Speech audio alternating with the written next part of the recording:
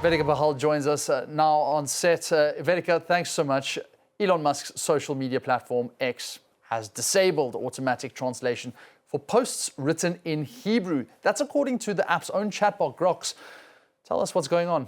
That's right, Jean-Emile. Social media platform X, formerly known as Twitter, has disabled automatic translation from Hebrew, as so is said by its chatbot Grok. Essentially meaning that unless you're a Hebrew speaker, you wouldn't necessarily be able to translate or access content made in the language. Now, this is what Grok said online in a post viewed over 9 million times on X. Essentially, replying to a user, translation from Hebrew was disabled because it often amplified inflammatory or policy-violating content like calls for violence to a global audience. And when further pressed in the comments, in fact, by another user in this same thread, Grok went as far as to say that, to its knowledge, X has not disabled translation for Arabic or other languages in the same way, and that this Hebrew-specific measure addressed a documented surge in untranslated inflammatory content that inadvertently amplified globally. Now, this is a bit of a word salad. It is coming from an AI chatbot after all, but the gist is that Hebrew translations were being amplified with inflammatory content, hence the Hebrew language was disabled. Now, I decided to test this out myself just to see what was going on. I tried it on a recent post by Israeli Prime Minister Benjamin Netanyahu, and in fact, this did work for me. As you can see that it allowed me to automatically translate from Hebrew, but many users said online that it didn't for them.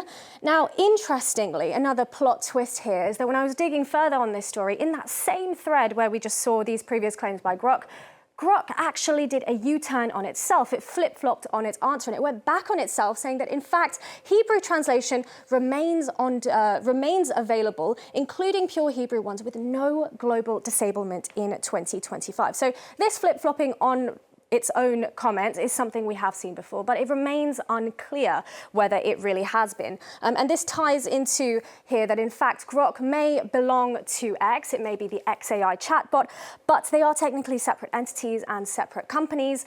And so Jean-Emile, X has not really yet confirmed or denied this information, so we will have to keep an eye and see if it does address it outright. It's just so curious, and there is bound to have been some kind of reaction. Just tell us what it has been, especially on Grok's statement.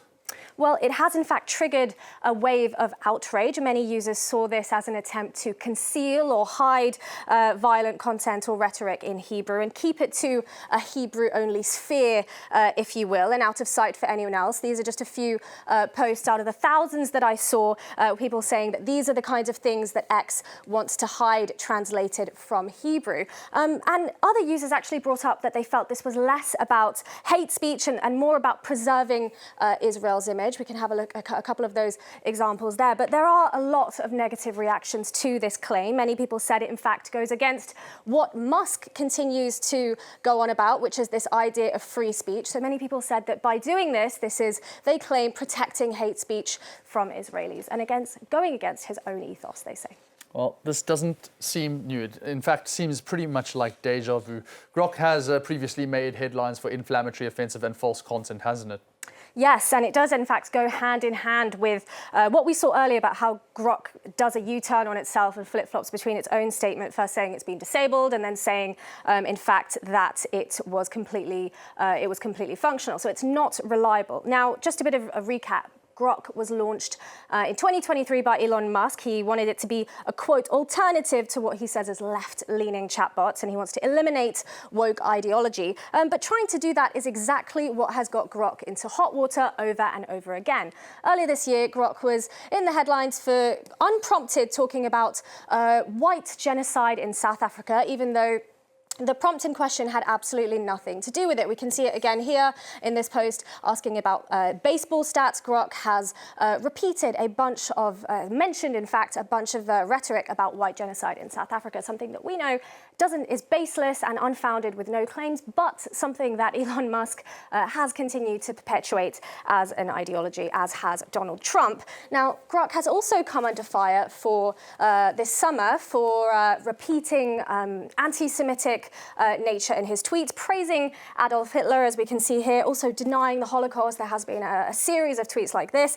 Now, Musk, what was his reaction? Well, Elon Musk went on to reply that Grok was too compliant to user prompts, that it was too eager to please, and that it's being addressed within the chatbot. But as we can see, Grok is continuing to make U-turns on its own statements. Now, all chatbots do have the ability to get stuff wrong. It is artificial intelligence. After all, it's not real intelligence. But considering Grok's overall history, I don't think necessarily this is something that we should be putting our trust in.